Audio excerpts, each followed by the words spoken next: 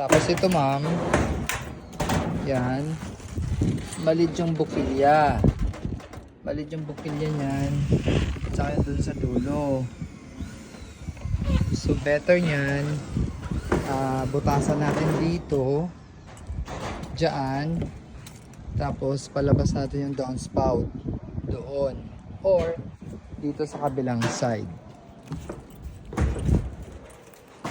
Dito bubutasan natin hanggang doon yung downspout, parang katulad ng sa kapitbahay mo ma'am. Nilabas nila yung tubo. Yan,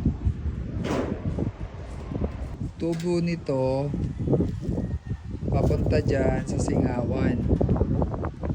So dapat ang gagawin po natin dyan, hindi po tayo magda-downspout dyan, dito po dapat, tapos labas doon dito.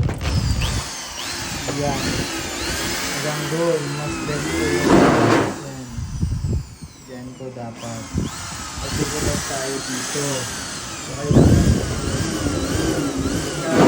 talaga yan, kasi pansin mo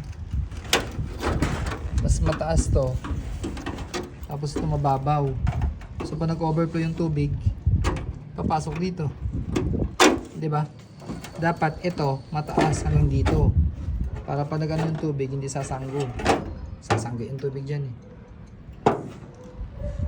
Ko, mga gumagawa talaga nito ganyan, dapat ito mataas, di ba? Yan, di ba?